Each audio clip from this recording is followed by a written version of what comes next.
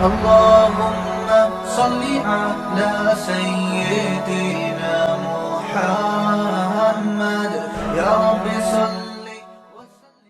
بسم اللہ الرحمن الرحیم. آج انشاءاللہ ہم سورہ بقرہ کا 12واں رکوع، اس 12ویں رکوع کی آدھی تفسیر تقریباً ہو چکی تھی. آج میں انشاءاللہ باقی آدھی کمپلیٹ کروں گا آیت نمبر 102 سے. یہ 102 والی آیت بھی بڑی لمبی ہے. تو ہم نے کل جو پڑھا تھا اس میں اللہ تعالیٰ نے اہل یہود کی جو خصلت بیان کی کہ جب ان کے پاس رسول آئے جو ان کی کتابوں کی تصدیق بھی کرتے ہیں تو ان لوگوں نے اللہ کی کتاب کو پس پش ڈال دیا اور ایسے بن گئے جیسے کہ ان کو اس کتاب کے بارے میں کچھ علم ہے ہی نہیں. تو جس چیز کو فالو کرنا چاہیے تھا اس کو فالو نہیں کیا، اور جس چیز کو فالو نہیں کرنا چاہیے تھا اس کو فالو کیا. اس کا آگے تذکرہ ہے وَاتَّبَعُوا مَا تَتْلُو الشَّيَاطِينُ عَلَى مُلْكِ سُلَيْمَانَ. اس چیز کی پیچھے چلنا شروع ہو گئے، اس چیز کے پیچھے کہ جس کے پیچھے شیاطین چلا کرتے تھے سلیمان علیہ السلام کی بادشاہت میں. بعض قرآن کی آیتیں ایسی ہیں کہ جب تک ان کا شان نزول بیان نہ کیا جائے وہ آیتیں سمجھ میں آ ہی نہیں سکتی. تو ایسی آیتوں کا شان نزول بیان کرنا ضروری ہے. شان نزول کے بارے میں ایک بات خوب اچھی طرح سمجھ لیں کہ یہ جو مفسرین بتاتے ہیں نا کہ یہ آیت فلاں واقعے کے بارے میں نازل ہوئی، یہ آیت فلاں واقعے کے بارے میں نازل ہوئی، اس میں خوب اچھی طرح سمجھ لیں کہ اس کا یہ مطلب ہرگز نہیں ہوتا کہ یہ والا واقعہ ہوا تھا تو پھر یہ آیت نازل ہوئی ہے، بلکہ اس کا مطلب یہ ہوتا ہے کہ یہ آیت جو نازل ہوئی ہے تو یہ فلاں واقعے پر بھی صادق آ رہی ہے. تو چونکہ بہت سے لوگ اس اصطلاح سے، مفسرین کی اصطلاح سے واقف نہیں ہوتے، تو وہ یہ سمجھ لیتے ہیں کہ فلاں واقعہ ہوا تھا جس کی وجہ سے یہ آیت نازل ہوئی ہے. تو یہ بات شاہ ولی اللہ محدث دہلوی رحمہ اللہ تعالی نے الفوز الکبیر، ان کا بڑا زبردست ایک رسالہ ہے قرآن کی تفسیر پر، تفسیر کے اصول پر، اس میں انہوں نے اس بات کی وضاحت کی ہے کہ جب بھی یہ کسی صحابی سے یہ منقول ہو کہ نزل فی فلان، یہ فلاں کے بارے میں نازل ہوئی، تو اس کا مطلب یہ ضروری نہیں ہے کہ فلاں کے بارے میں، بلکہ یہ آیت نازل ہوئی ہے اور اس میں یہ فلاں پر بھی صادق آ رہی ہے، یہ مطلب ہوتا ہے اس کا. لیکن بعض آیتیں ایسی ہوتی ہیں، اس کی میں پہلے آپ کو مثال سے بات سمجھاتا ہوں. جیسے قرآن مجید میں حکم ہے کہ چور کا ہاتھ کاٹو، ٹھیک ہے نا. اب آج ہمارے معاشرے میں کوئی چوری کرتا ہے، ہم گورنمنٹ سے مطالبہ کرتے ہیں بھئی اس کا ہاتھ کاٹو، اس لیے کہ آیت اس شخص کے بارے میں نازل ہوئی ہے. تو ظاہر ہے اس کے بارے میں تھوڑی ہوئی ہے، آیت تو پہلے نازل ہو چکی ہے 1400 سال پہلے، لیکن ہم یہ اصطلاح استعمال کر لیتے ہیں کہ یہ آیت اس کے بارے میں نازل ہوئی ہے، مطلب اس جیسے لوگوں کے بارے میں نازل ہوئی ہے. تو عام طور پر تو جب کسی صحابی سے یہ منقول ہوتا ہے حدیث میں کہ یہ آیت فلاں کے بارے میں یا فلاں واقعے کے بارے میں نازل ہوئی ہے، تو یہ لکھا تو ایسا ہی ہوتا ہے، اردو میں ترجمہ بھی ایسا ہی ہوتا ہے، لیکن اس کا مطلب آپ خوب سمجھ لیں یہ نہیں ہوتا کہ فلاں واقعہ ہوا تھا تو یہ آیت ہوئی، بلکہ صحابی کا مطلب یہ ہوتا ہے کہ یہ آیت فلاں واقعے پر بھی منطبق ہوتی ہے. لیکن بعض دفعہ حقیقت میں ایسا ہوتا ہے کہ کوئی واقعہ ہوا ہوتا ہے تو اس کی وجہ سے وہ آیت نازل ہوتی ہے اور اس آیت میں اس واقعے کی طرف اشارہ ہوتا ہے. تو حقیقی شان نزول اس کو بولتے ہیں. اور جب تک وہ واقعہ آپ بیان نہیں کریں گے قرآن کی آیتوں کا مطلب سمجھ میں نہیں آئے گا. اس کی میں آپ کو 2 مثالیں دیتا ہوں. جیسے قرآن مجید میں امی عائشہ رضی اللہ تعالی عنہ کی برات بیان کی گئی ہے سورہ نور میں، لولا اذ سمعتموہ قلتم ما یکون لنا ان نتکلم بہذا. صحابہ کو اللہ نے تنبیہ کی کہ جب تم نے یہ واقعہ سنا تو تم نے یہ کیوں نہیں کہا کہ ہم تو اس پہ کلام بھی نہیں کر سکتے، سبحانک ھذا بہتان عظیم، یہ تو بہت بڑا بہتان لگایا جا رہا ہے. تو اب ان میں امی عائشہ کا تذکرہ تو نہیں ہے کہ عائشہ کا لفظ بھی نہیں آیا، نبی کی زوجہ کا لفظ بھی نہیں آیا. تو یہاں جب تک وہ واقعہ آپ جو بخاری اور مسلم میں امی عائشہ رضی اللہ تعالی عنہ کے ہار کے گمنے کا واقعہ، قافلے سے پیچھے رہ جانے کا واقعہ بیان نہیں کریں گے، اور پھر وہ عبداللہ بن ابی منافق نے جو آپ پہ تہمت لگائی تھی وہ واقعہ بیان نہیں کریں گے، تو ان آیتوں کا مطلب قیامت تک سمجھ میں نہیں آ سکتا. تو یہ آیتیں پورے اس واقعے کو بیان کر رہی ہیں. تو اس واقعے کو جب تک آپ حدیث کی روشنی میں بیان نہیں کریں گے تو یہ آیتیں بھی سمجھ میں نہیں آئیں گی. اس کی ایک اور مثال ہے کہ حضرت زید ابن حارثہ نے اپنی زوجہ حضرت زینب رضی اللہ تعالی عنہ کو طلاق دی. تو چونکہ وہ آپ کی منہ بولی بہو تھیں، آپ نے ان سے نکاح کا ارادہ کیا، لیکن آپ کو یہ خوف ہوا کہ عرب کہیں گے کہ بہو سے نکاح کر رہے ہیں. تو قرآن نے کہا کہ جو سگا بیٹا ہے وہی سگا ہوتا ہے، جو منہ بولا بیٹا ہے وہ حقیقی بیٹا نہیں ہوتا، اور اس کی بیوی بھی حقیقی بیوی نہیں ہے، تو آپ ان سے نکاح کریں. تو اس واقعے کو قرآن نے بیان کیا، فلما قضا زید منہا وطرا زوجناکہا، جب زید نے اپنی خواہش پوری کر لی اور ان کو طلاق دے دی تو آپ کا ہم نے ان سے نکاح کرا دیا. اب کس سے کرا دیا اس کا ہاں ضمیر ہے, ہم نے اس سے نکاح کرا دیا, اور آپ کو لوگوں سے نہیں ڈرنا چاہیے. اللہ اس بات کا زیادہ حقدار ہے کہ آپ اللہ سے ڈریں. اور نبی حضرت زید کو حکم دے رہے تھے کہ اپنی زوجہ کو طلاق مت دو, پھر بھی انہوں نے دے دی. تو اس پہ بھی اللہ نے فرمایا کہ کسی کے لیے مناسب نہیں ہے کہ نبی جب کسی بات کا حکم دے تو وہ اس حکم کی خلاف ورزی کرے. تو یہ جب تک پورا واقعہ اب حدیث میں جو واقعہ ہے کہ واقعہ کیا ہوا تھا, یہ جب تک بیان نہیں کریں گے ان آیتوں کا مطلب سمجھ میں نہیں آئے گا. تو اصل میں شان نزول اس کو کہتے ہیں, لیکن مفسرین کے ہاں شان نزول کا مفہوم بہت وسیع ہے. لیکن حقیقی شان نزول کسے کہا جائے گا؟ اس قسم کے واقعات کو کہ وہ آیت سمجھ میں ہی نہیں آتی جب تک کہ وہ واقعہ بیان نہ کیا جائے, اور واقعتاً وہ آیت اسی واقعے کے بارے میں نازل ہوئی ہوتی ہے. تو یہاں بھی وَاتَّبَعُوا مَا تَتْلُو الشَّيَاطِينُ, یہ آیتیں اس وقت تک سمجھ میں نہیں آئیں گی جب تک کہ پورا واقعہ نہ ہو. تو حضرت سلیمان علیہ السلام کے دور میں اللہ تعالیٰ نے بابل شہر میں 2 فرشتے اتارے تھے لوگوں کو جادو سکھانے کے لیے. ان کا مقصد یہ تھا کہ جب بھی نبی آتے تھے تو ظاہر معجزے ہوتے تھے ان کے پاس, تو بہت سے لوگ کنفیوز ہوتے تھے کہ بھئی جادو میں اور معجزے میں کیا فرق ہے, کیونکہ جادوگر بھی کرتب دکھاتے ہیں. آپ نے دیکھا ہوگا جو میجک شو یوٹیوب پر ہے نا, ٹانگیں کاٹ کے الگ کر دیں, بعد میں ٹانگیں آپس میں جوڑ دی, تو لوگ کہتے ہیں واہ واہ بھائی, یہ نظر کا دھوکہ ہوتا ہے, حقیقت نہیں ہوتی ہے. لیکن عام آدمی کو تو نہیں پتہ چلے گا نا کہ حقیقت کیا ہے اور نظر کا دھوکہ کیا ہے. اب اللہ تعالیٰ نے ان لوگوں, اب جو انبیاء جب آتے ہیں تو وہ جادو نہیں ہوتا, وہ معجزہ ہوتا ہے. وہ حقیقت میں, وہ اگر ٹانگیں کٹ رہی ہوں گی نا حقیقت میں کٹ رہی ہوں گی, جوڑ رہی ہوں گی تو حقیقت میں جوڑ رہی ہوں گی. تو پبلک کنفیوز ہو سکتی تھی کہ بھئی یہ جادو کیا ہے اور معجزہ کیا ہے. تو اللہ تعالیٰ نے بنی اسرائیل پر یہ رحم کیا کہ جادو اور معجزے کا فرق بتانے کے لیے فرشتے نازل کیے, وہ فرشتے تاکہ انسانوں کو جادو سکھائیں. اور فرشتوں نے ان کو بتا دیا کہ یہ جادو ہم تمہیں سکھا رہے ہیں, اس سے غلط استعمال مت کرنا, ہم ایک آزمائش ہیں. تو آزمائش کا مطلب جب ایک چیز دی جاتی ہے تو اس میں تمہاری آزمائش ہے کہ تم اس کو صحیح استعمال کرتے ہو یا غلط. صحیح استعمال کیا ہے کہ جب نبی معجزہ لے کر آئیں گے تو تمہیں پتہ چل جائے گا فوراً کہ یہ جادو نہیں ہے بلکہ یہ کیا ہے, معجزہ ہے, لہٰذا اس نبی پر ایمان لے کر آؤ گے.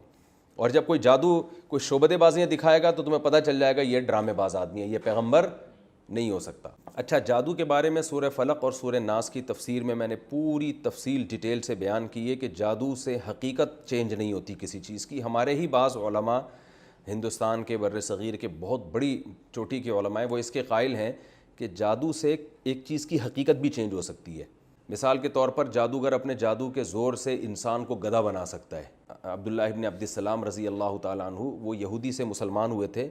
انہوں نے فرمایا کہ مجھے نبی صلی اللہ علیہ وسلم نے کچھ ایسے کلمات سکھائے ہیں کہ اگر میں وہ کلمات نہ پڑھتا تو یہودی نہ مجھے گدھا بنا دیتے.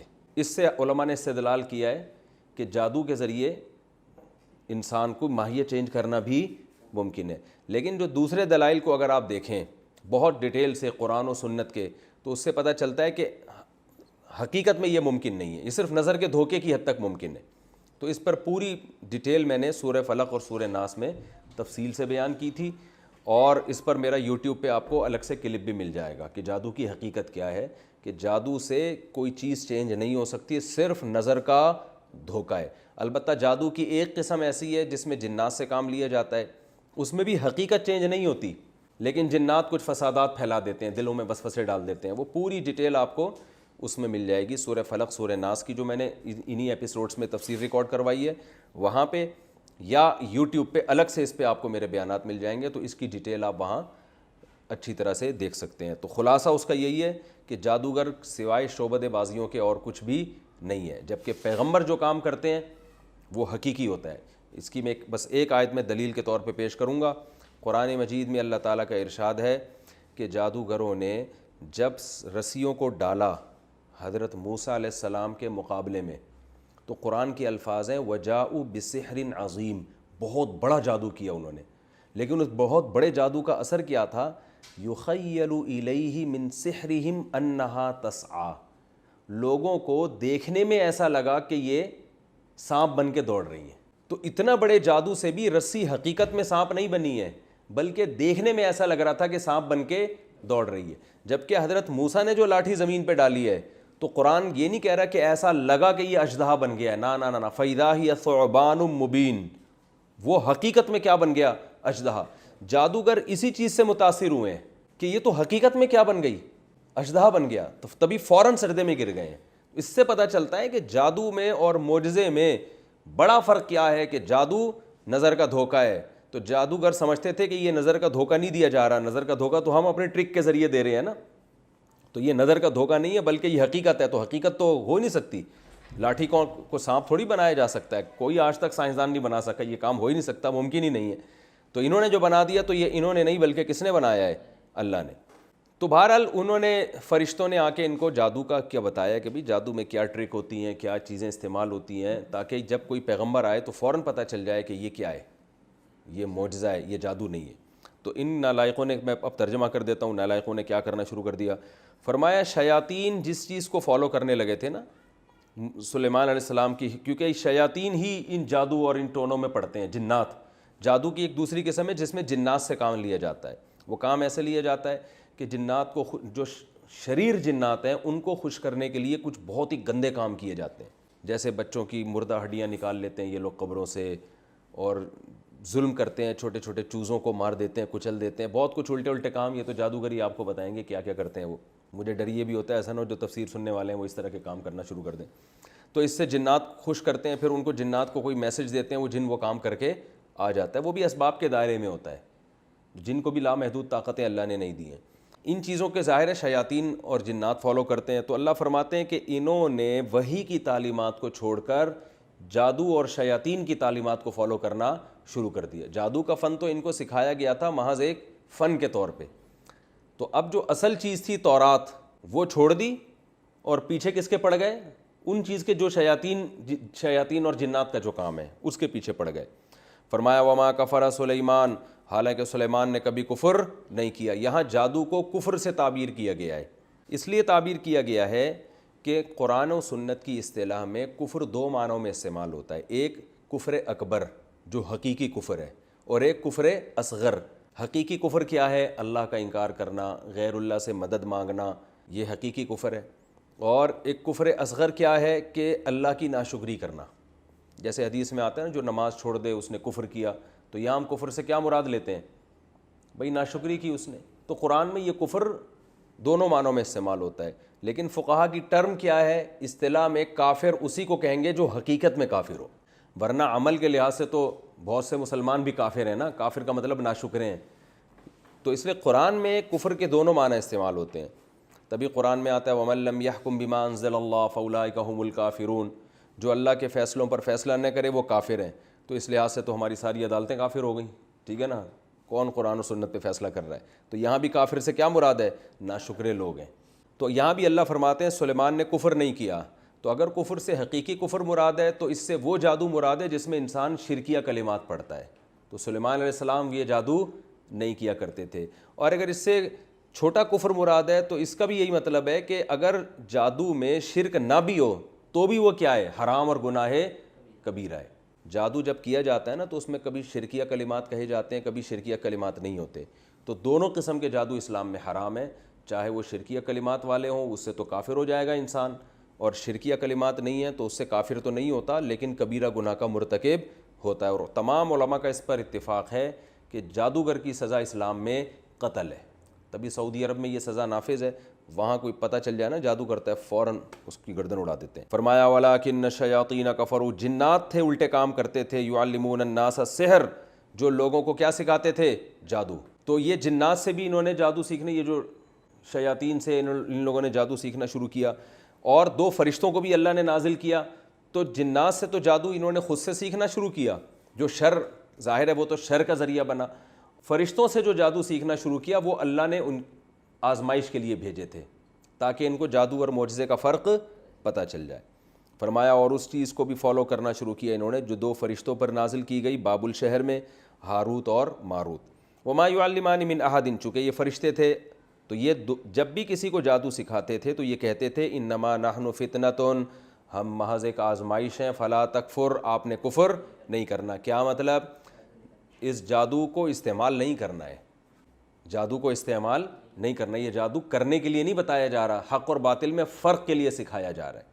اللہ فرماتے ہیں وما یعلمان من احد, وہ فرشتے ہر ایک کو یہی بتایا کرتے تھے انما نحن فتنۃ, ہم محض ایک آزمائش ہیں, فلا تکفر, آپ نے کفر نہیں کرنا. فیتعلمون منہما, ان کم بختوں نے کیا کیا کہ ان فرشتوں سے وہ چیز سیکھنا شروع کر دی ما یفرقون به بین المرء وزوجہ, کہ جس کے ذریعے میاں بیوی میں جدائیاں ڈالی جاتی ہیں. ان کو اب جادو کے طریقے آ گئے تھے, تو جادو کے ذریعے سے میاں بیوی میں طلاقیں ڈلوانا.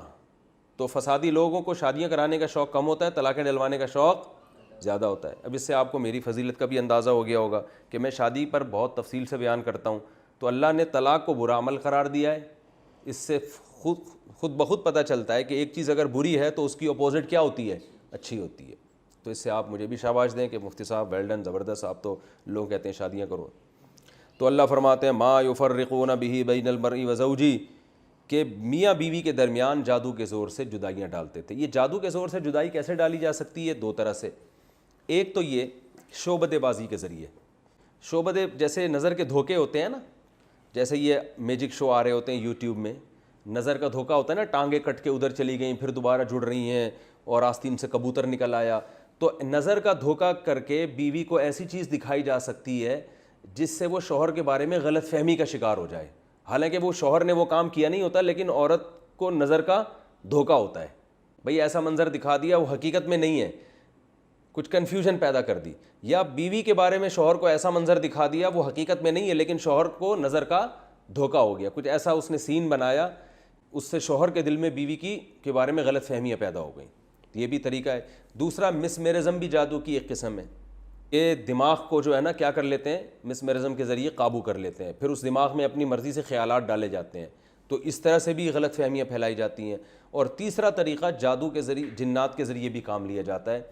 وہی جو میں نے آپ کو بتایا کہ وہ کچھ جنات کو خوش کرنے کے لیے کچھ الٹے کام کیے جاتے ہیں, پھر ان کو کوئی میسج دیا جاتا ہے, پھر وہ جنات جا کے غلط فہمیاں پھیلانا شروع کر دیتے ہیں. سمجھ رہے ہیں؟ اس لیے میاں بیوی کو چاہیے کہ آپس میں جو ہے نا ایک دوسرے سے بلا وجہ بدگمان نہ ہوا کریں.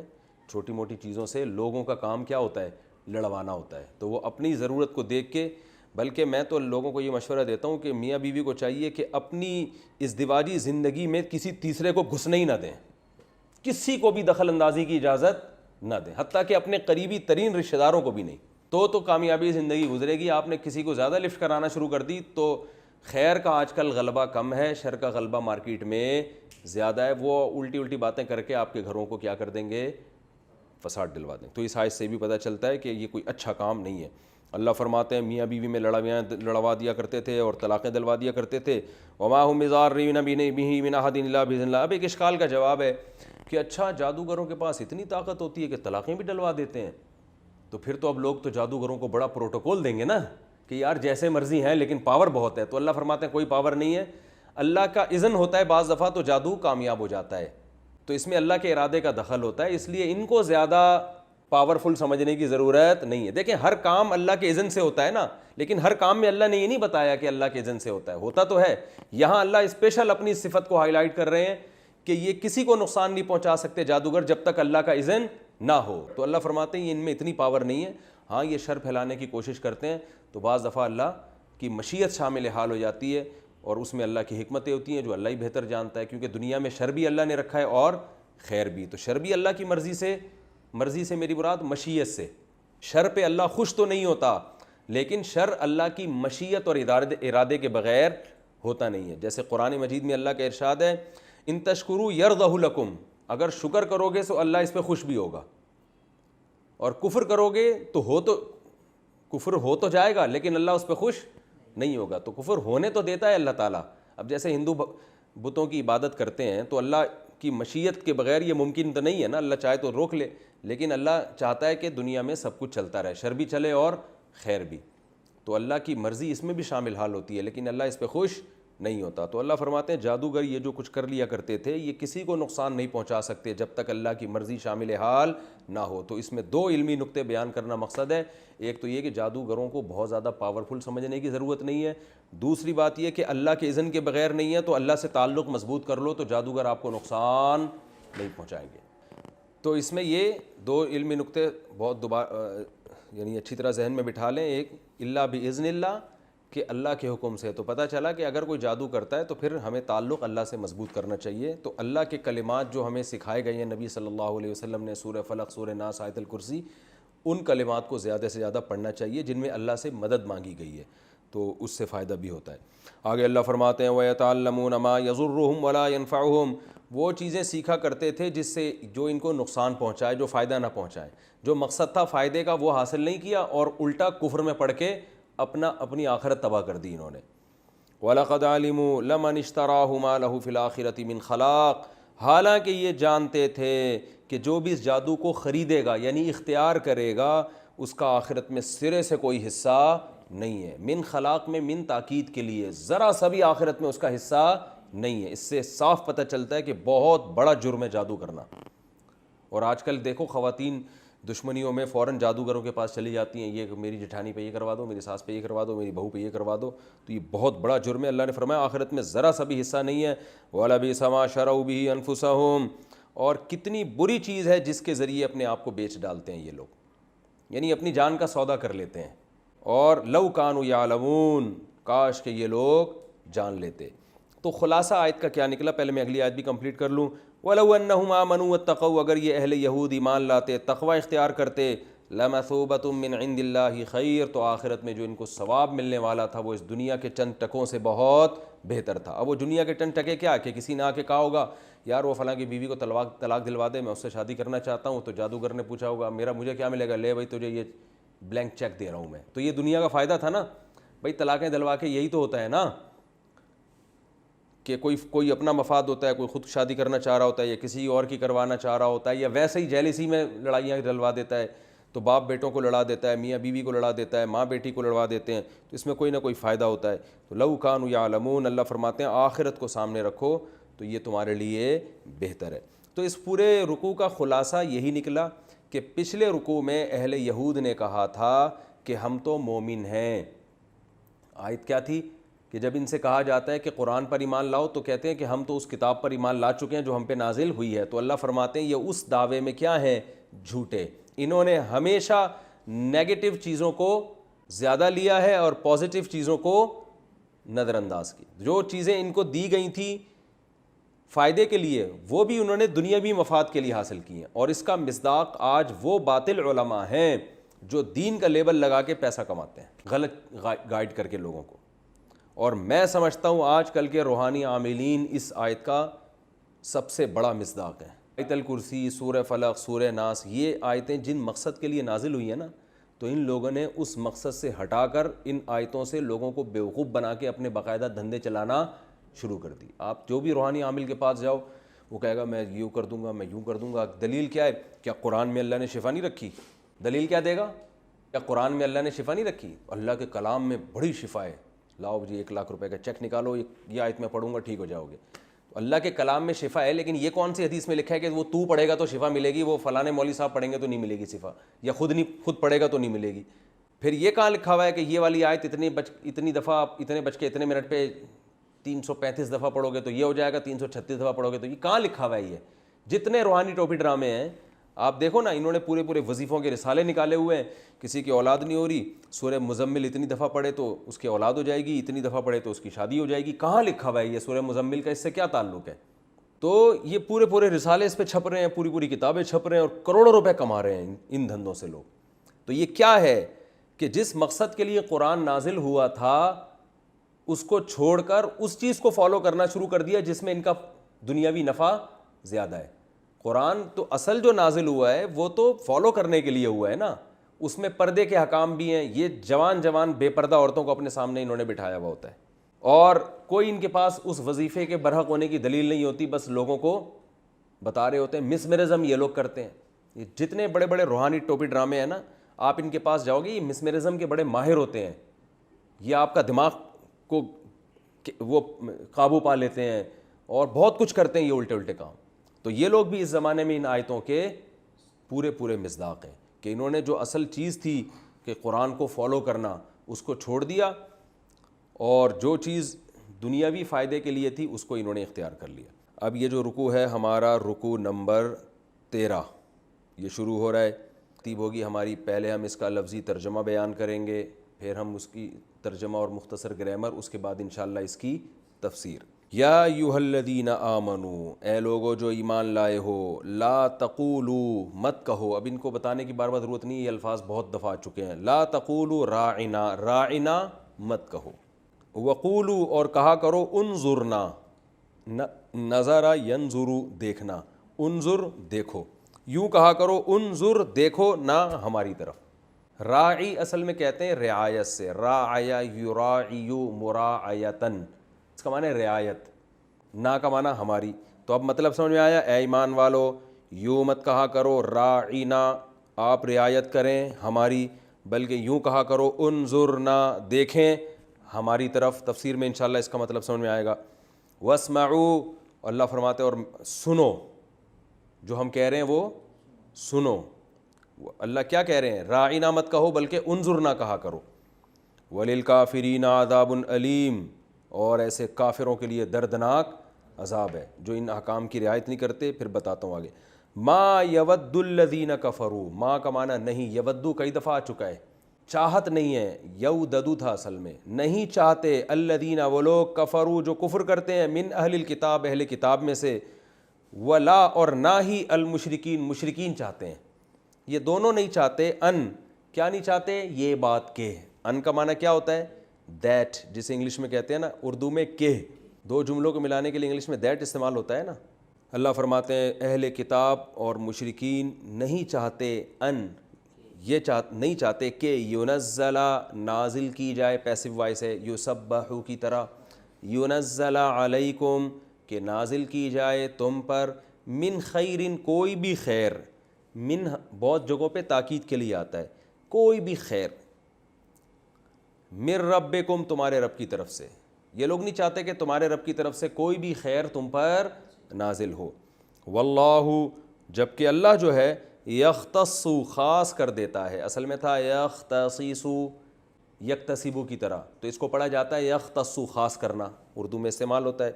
واللہ یختص اور اللہ خاص کر دیتا ہے، برحمتہ اپنی رحمت کے ساتھ، من یشاء جس کو چاہتا ہے، اللہ اپنی رحمت کے ساتھ جس کو چاہتا ہے خاص کر دیتا ہے۔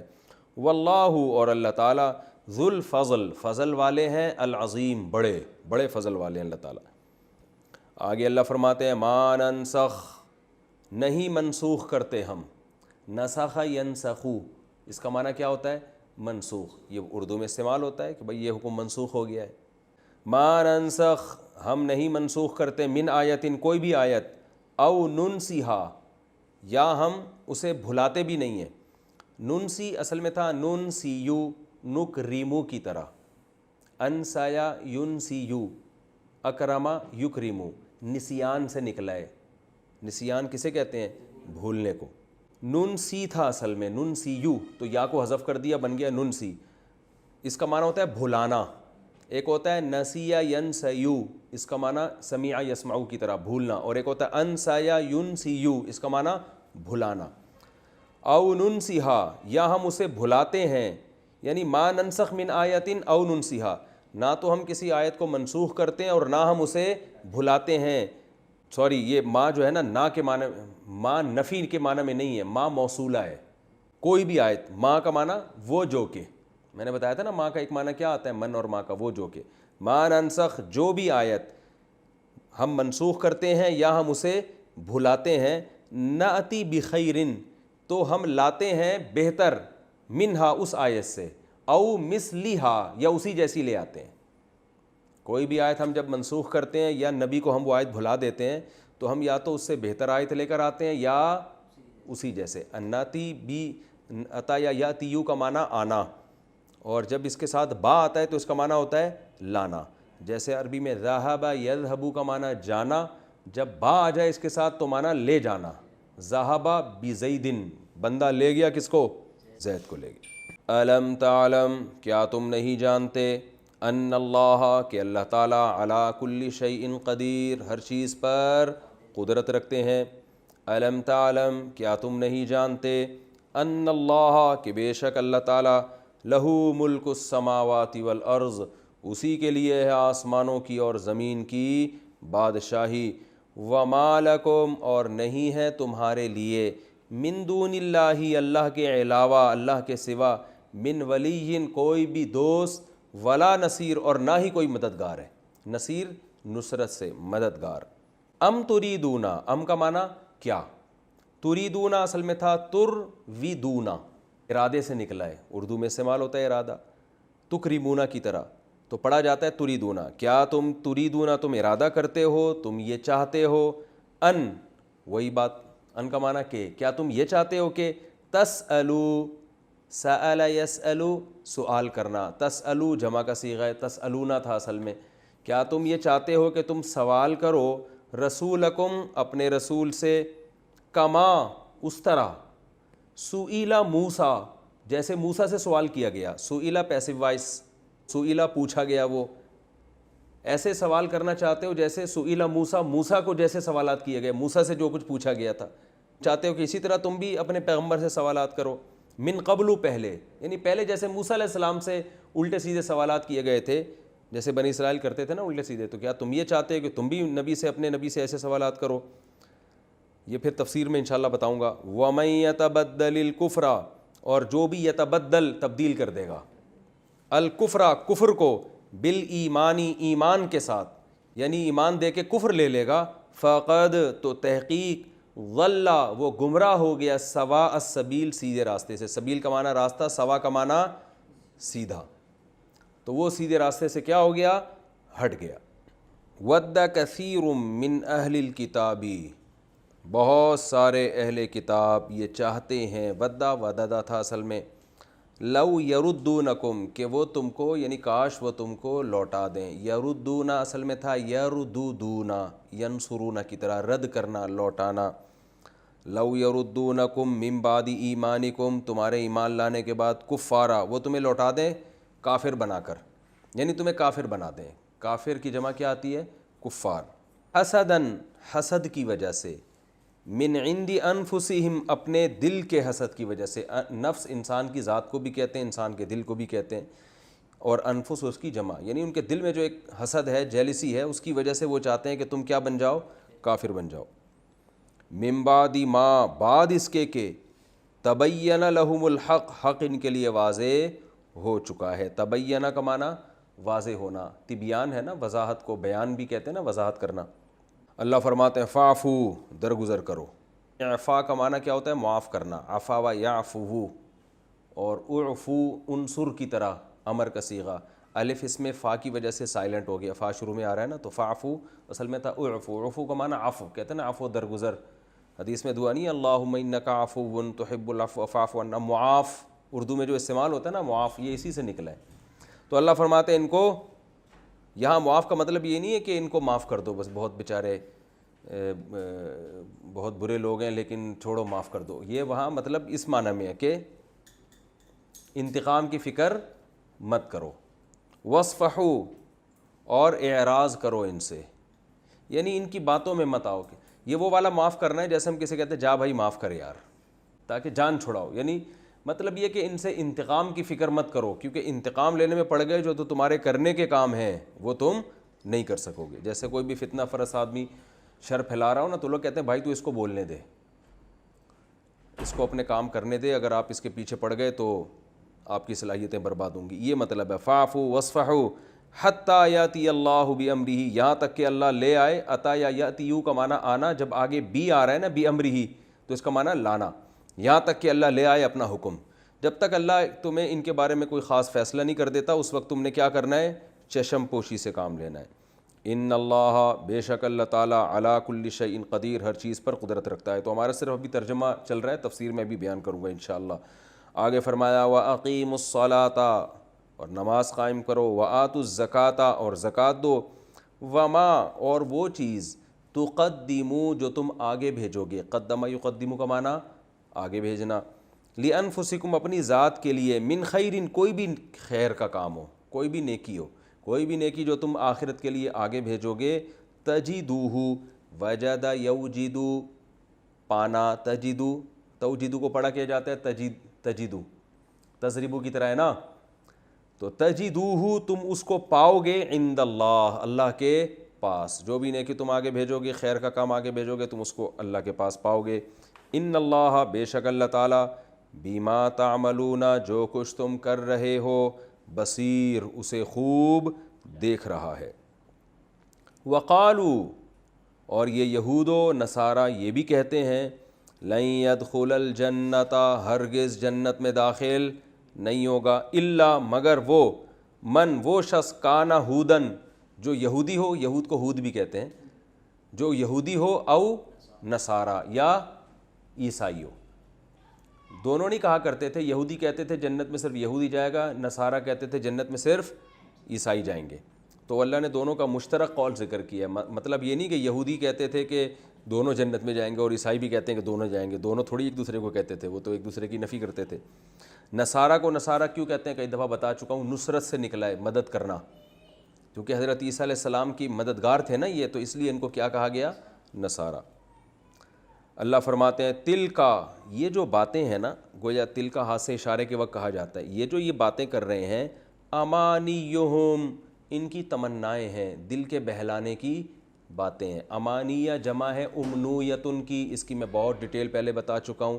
جیسے اعجوبہ کہتے ہیں وہ چیز جس کے ذریعے تعجب ہو, تو امنویہ وہ چیز جس سے انسان جس کے ذریعے تمنا کی جائے, تو امنویہ کو پڑھا جاتا ہے امنیہ, اور جمع آتی امانی. جیسے مسجد کی جمع مساجد, تو امنیہ کی جمع امانی. سمجھ میں آ جائے ٹھیک ہے, نہیں ہے تو بھی بس امانی کا مطلب کیا ہوتا ہے سمجھ جائیں. تمنا سے نکلا ہے, تمنا کا لفظ اردو میں استعمال ہوتا ہے نا, تو الف میم نون یہاں بھی آ رہا ہے. تو یہ ان کی تمنائیں ہیں, یعنی کیا امنیہ کہتے ہیں دل کے بہلانے کی باتیں. وہ ایک شاعر ہے نا, شعر ہے نا غالب کا, دل کے خوش کرنے کو غالب خیال اچھا ہے. بعض دفعہ آدمی بیٹھے بیٹھے بڑی لمبی لمبی پھینک رہا ہوتا ہے, تو لوگ اسے کہتے ہیں یار تم تو بہت ہی اونچی اونچی باتیں کرو. تو کہہ رہے یار خوش ہونے پر گورنمنٹ کی طرف سے کوئی پابندی نہیں ہے. تو اللہ بھی فرما رہے ہیں تم اپنے دعوے کر رہے ہو یہودی صرف جنت میں جائے گا, وہ کہہ رہے ہیں صرف عیسائی جنت میں جائے گا. اللہ فرماتے ہیں ٹھیک ہے, دل کے بہلانے کو یہ باتیں کیا ہیں, اچھی ہیں, دلائل ان کے تمہارے پاس اس کے نہیں ہیں. کیوں؟ قل اے نبی ان سے کہہ دیجیے ہاتو برہانکم اپنی مضبوط دلیل لے کر آؤ. برہان بہت مضبوط دلیل کو کہا جاتا ہے. تم کوئی مضبوط دلیل لے کر آؤ, ان کنتم صادقین اگر تم سچے ہو, تم اس دعوے پر مضبوط دلیل لے کر آؤ. تمہارے پاس نہیں دلیل ہے, ہم دلیل لے کر آتے ہیں. بھلا کیوں نہیں بھائی, کیوں نہیں جائے گا یہود و نصارہ کے علاوہ کوئی جنت میں؟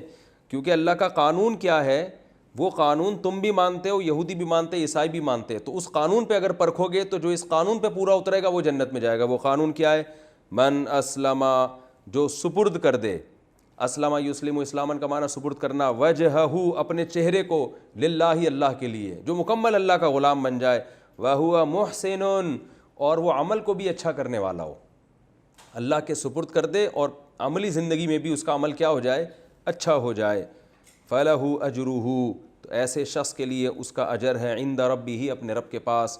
ولا خوف علیہم اور ان پر نہ کوئی خوف ہوگا, ولا ہم یحزنون اور نہ وہ غمزدہ ہوں گے. تو اس قانون پہ پرکھو تو پتہ چل جائے گا کہ کون جنت میں اور کون جہنم میں. یہ اس رکوع کا لفظی ترجمہ ہو گیا اور گرامر ہو گئی. اگلے ایپیسوڈ میں انشاءاللہ میں اس رکوع کی تفسیر بیان کروں گا.